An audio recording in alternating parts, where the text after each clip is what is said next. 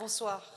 Chers amis, chères familles, chers compatriotes, comme certains le savent déjà, je suis candidate aux élections du 3 février 2008. Il y a 4 ans, cette situation aurait été impensable à mes yeux parce que je croyais en des hommes et des femmes, en leur capacité à faire avancer notre destin vers un pays, à faire avancer notre pays vers un destin plus serein, et cela au point de m'engager avec eux. Les années ont passé et la réalité a été tout autre, et cela au détriment de mes valeurs et surtout au détriment de mon pays.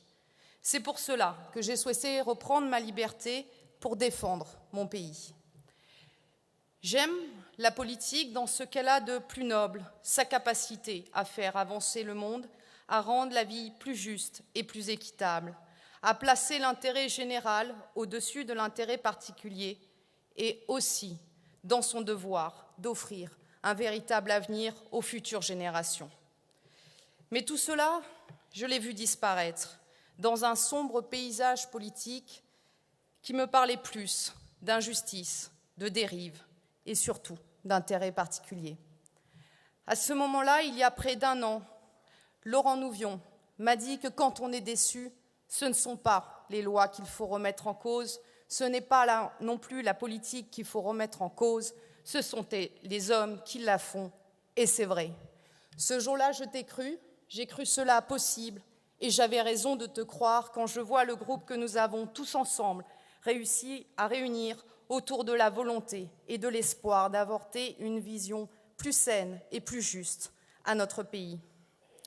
Ce sont des valeurs qui nous ont réunis, le travail, le courage, l'exigence morale et aussi l'absence de sectarisme.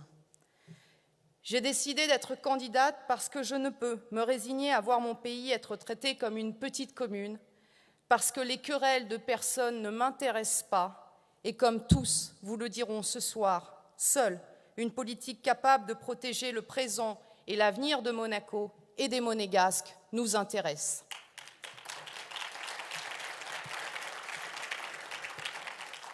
Alors, préserver l'avenir, c'est aussi préserver notre environnement. Nous sommes aujourd'hui arrivés à un stade très critique, où le seul héritage que nous laisserons à nos enfants sera une dette écologique.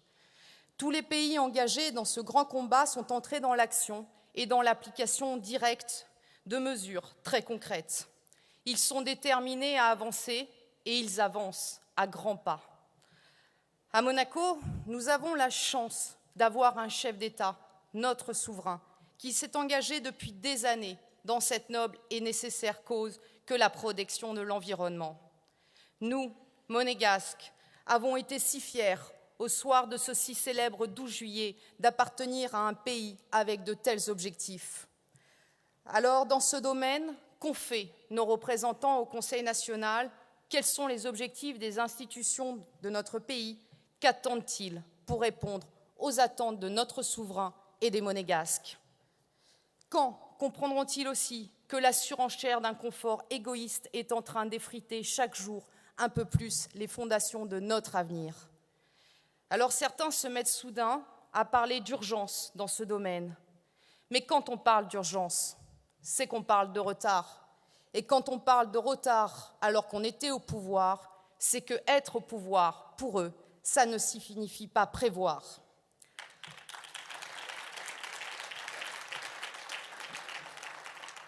Chez Enjeu Monégasque, nous avons décidé depuis le départ d'entrer dans l'action et d'être une force de proposition dans ce domaine. Ce soir, nous n'aurons pas le temps d'aborder tous les enjeux. Notre projet politique sera là en janvier pour ça. Néanmoins, j'aborderai ce soir 3 points avec vous. Tout d'abord, je vous l'ai dit, notre démarche est faite de transparence et de courage vis-à-vis des Monégasques. Et comme vous l'a dit Patricia Grimaud-Palmero, nous voulons apporter une nouvelle politique, une politique de vérité. C'est dans cet esprit que pour la première fois dans la politique monégasque, nous avons dit haut et fort que l'existence et le fonctionnement d'une usine d'incinération en plein cœur du pays posaient un problème de santé publique.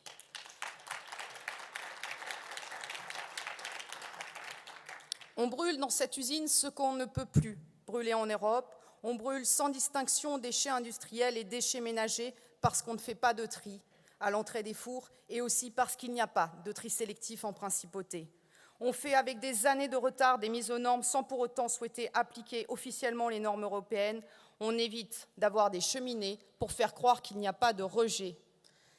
Alors certains vous disent, pour justifier encore de leur immobilisme, que c'est très compliqué, que c'est difficile, qu'il y a des lois françaises, que là, au moins sur les déchets, on est indépendant. Mais quelle ambition, quelle tristesse d'entendre cela. Oui, envisager de fermer cette usine, c'est compliqué. Oui, c'est difficile. Et oui, ce sera long. Mais c'est le rôle des politiques de s'engager sur de tels dossiers parce que peu importe la complexité du sujet quand la santé des Monégasques est en jeu.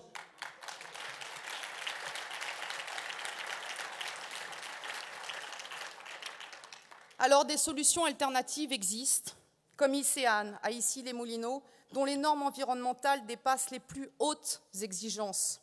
Des exemples, il en existe beaucoup de par le monde. Pourquoi ne pas s'intéresser à de tels exemples?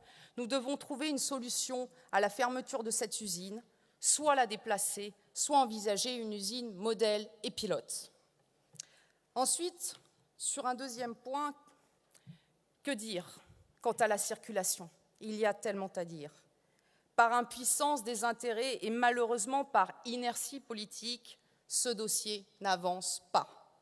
Ce dossier est complexe, mais est-ce une raison pour ne rien faire?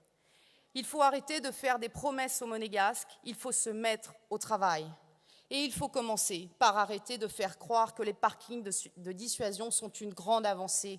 Les 2 futurs parkings votés représentent à eux deux 1600 places. Quand on sait que plus de 100 000 véhicules entrent et sortent chaque jour de notre pays, cela signifie que nous avons réglé 1,6% du trafic. 1,6% du trafic, c'est ça une avancée? Je ne le crois pas. Je pense que c'est une mesure électorale, une mesure qui sert à nous faire croire que le problème est résolu alors qu'il reste entier. Il faut arrêter de nous faire croire que la solution, c'est ça ou c'est ça. En ce domaine, il n'y a pas de solution miracle. La seule solution, c'est celle qui prendra en compte le maximum de problématiques en même temps et non plus de manière isolée.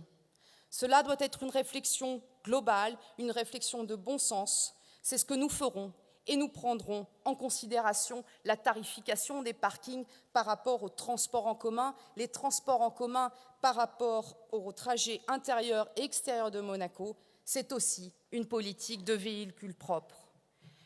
Vous le voyez, des pistes et des solutions nombreuses et complémentaires existent, mais c'est la volonté qui n'existe pas. On ne peut pas se réveiller après 5 ans et considérer cela comme une urgence. Le retard était là et il n'a fait que s'accumuler depuis 5 ans par immobilisme. Nous avons tous trop attendu, nous ne pouvons plus attendre. Le temps de l'action est venu avec nous et nous y sommes déterminés avec vous.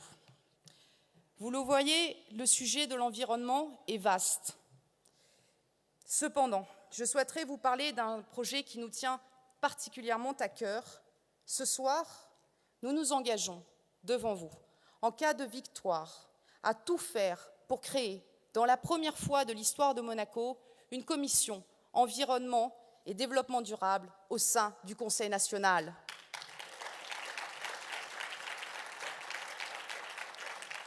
C'est une commission qui suivra les projets gouvernementaux afin que les paroles deviennent des actes, une commission qui deviendra une force de proposition et d'idées dans ce domaine, une commission qui se devra d'être attentive à la recherche et à l'innovation qui sont d'immenses sources d'espoir. C'est à travers une commission telle que celle-là que nous pourrons travailler, réfléchir, analyser et apporter enfin des solutions alternatives à l'usine, à l'habitat, à la circulation, envisager aussi les énergies renouvelables, la biodiversité et tous les sujets environnementaux. Cette commission, c'est un grand projet pour Monaco, c'est notre projet pour vous, pour votre pays.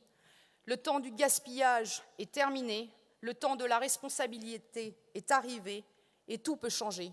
Le destin est entre vos mains, vous pouvez tout changer le 3 février prochain. Je vous remercie.